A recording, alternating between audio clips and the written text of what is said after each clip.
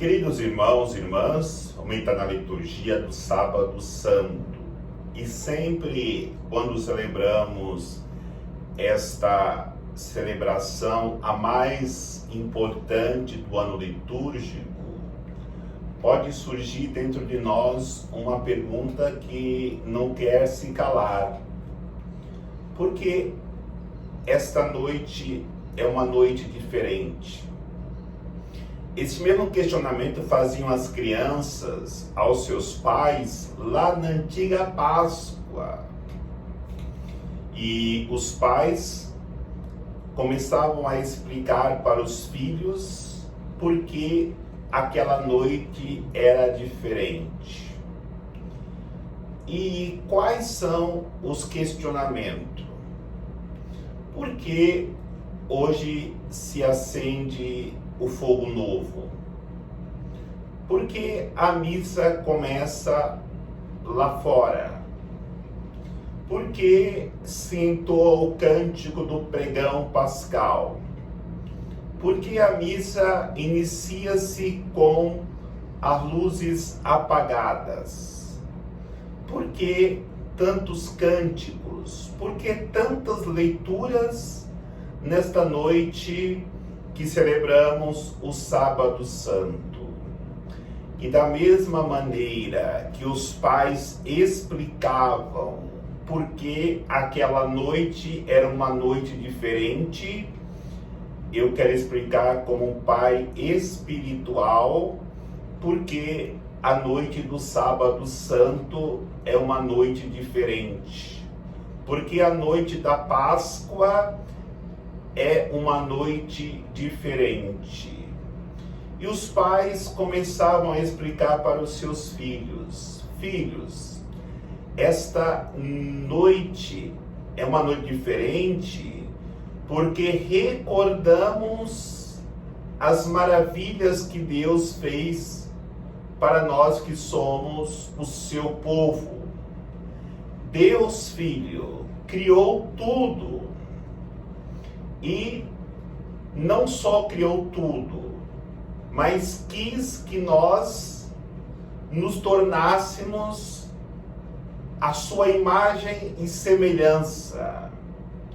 E além disso, tudo que ele criou, colocou sobre a responsabilidade do homem, dizendo para que o homem crescesse e se multiplicasse e dominasse sobre toda a sua criação.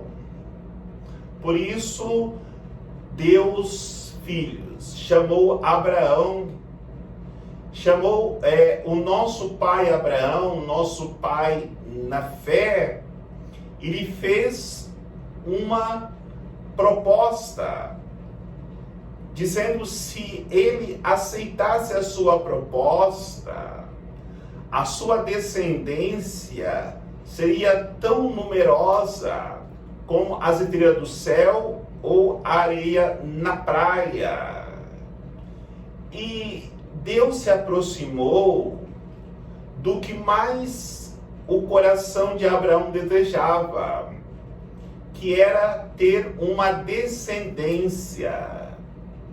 Mas, filhos, depois que Deus cumpriu a sua promessa, dando Isaque para que fosse o filho da promessa, Deus pediu uma prova para Abraão. E a prova que Deus pediu para Abraão era que ele imolasse o seu filho Isaque. E o nosso pai Abraão, filhos, não hesitou. Ele subiu ao Monte Moriá com seu filho e iria sacrificá-lo. Mas no momento certo, Deus disse: não, Abraão, não sacrifique o menino. Imediatamente, ele providenciou um cordeiro que foi sacrificado no lugar de seu filho Isaque. Tudo isto é o amor de Deus para conosco, e por isso nós celebramos essa noite, que é uma noite diferente. Mas, filhos, nossos pais pecaram contra Deus e por isso nós ficamos na escravidão do Egito por 400 anos.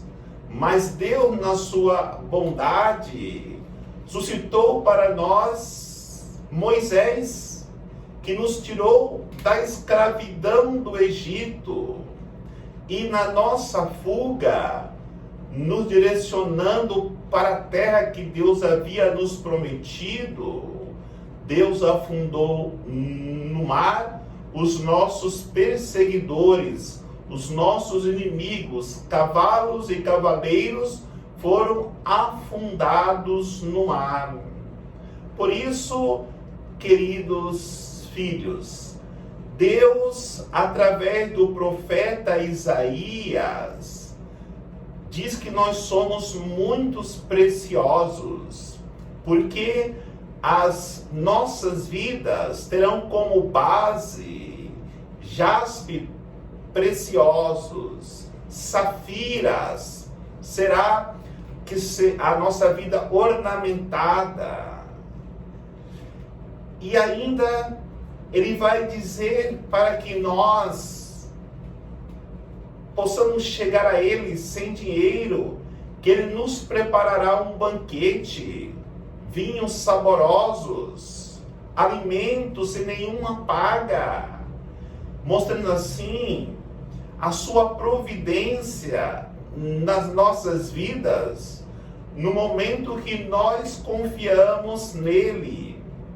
Por isso, ele vai dizer, através do profeta Isaías, da mesma forma que a chuva cai do céu, como a neve cai, a sua palavra também cairá do céu, e como a chuva, como a neve, produzirá, não ficará estéril.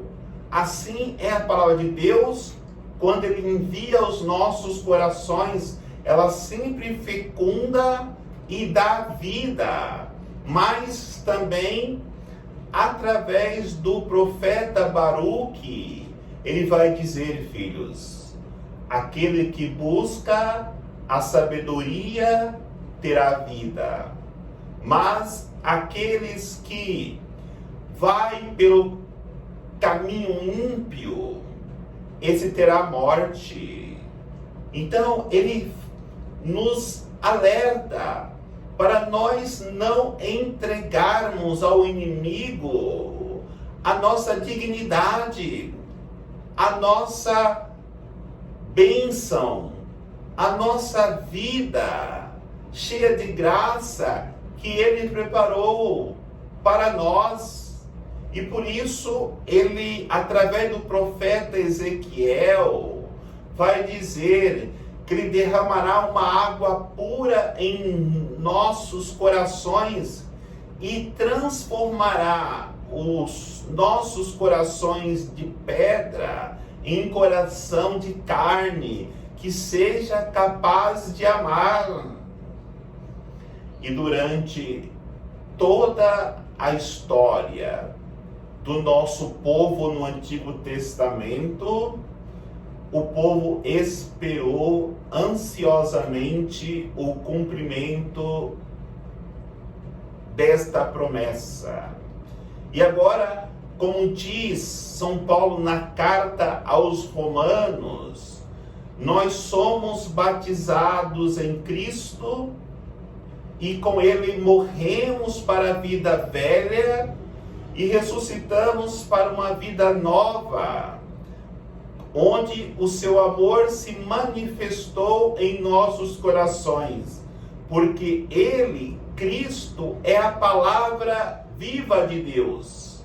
E no momento que nós ressuscitarmos com Cristo, tudo aquilo que é escuridão, violência, ciúmes, fornicação, orgulho, avareza, impureza, maldade, será tirada no nosso coração e se colocará em nossas vidas a paz, a alegria, o amor, a bondade, a afabilidade, a esperança, a fé. Tudo isso preencherá os nossos corações para que vivamos uma vida transformada. Mesmo porque com a vinda do Cristo, que vem para dar a vida por nós, se tem a impressão, antes de vivermos a gloriosa Páscoa, que a morte venceu a vida, que o ódio venceu o amor, que a mentira venceu a verdade. No entanto, queridos filhos, nesta noite gloriosa do Sábado Santo, a pedra que fechava o sepulcro rolou, e o anjo sentado sobre a pedra nos anuncia que Cristo não está mais no sepulcro.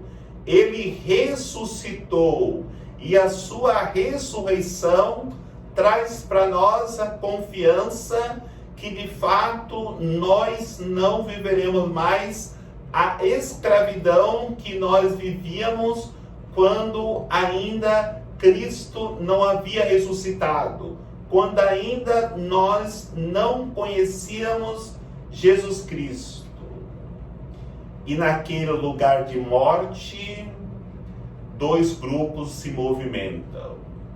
De um lado, o grupo das mulheres. Do outro lado, o grupo dos soldados. Com o sepulcro vazio, as mulheres correm para anunciar que Jesus Cristo não estava mais no sepulcro. Tudo começa um grande movimento. Aquilo que ontem, na Sexta-feira Santa, fez com que um grande silêncio descesse sobre a terra, uma escuridão profunda se abatesse sobre a humanidade. Hoje, com aquilo que as mulheres viram, experimentaram, elas saíram correndo para anunciar: o lugar do sepulcro da morte foi abandonado, porque Jesus não está mais naquele lugar. Jesus não está morto, Jesus está ressuscitado. A não ser se nós fizermos parte do segundo grupo, dos guardas dos soldados. Os soldados permaneceram diante do sepulcro, do lugar da morte, mesmo porque eles receberam dinheiro dos poderosos para dizer que haviam roubado o corpo de Cristo e que ele não havia ressuscitado. Estes simbolizam aqueles que não acreditam, aqueles que preferem, como Judas Iscariotes, vender Jesus por dinheiro.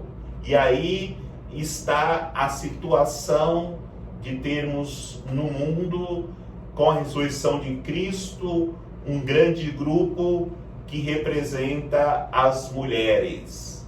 Estas mulheres que ressuscitaram para uma vida nova quando Cristo ressuscita. E temos outro grande grupo, infelizmente, que são aquelas pessoas que ainda permanecem na morte, porque em vez de ouvir a Deus, procura ouvir os poderosos deste mundo, que vivem no paganismo, no ateísmo, sem fé em Deus. Agora depende de cada um de nós de qual grupo nós queremos sermos participantes. Do grupo da mulher que anuncia, das mulheres que anuncia a ressurreição, ou do grupo dos homens que preferem permanecer na morte e não acreditar que Jesus ressuscitou.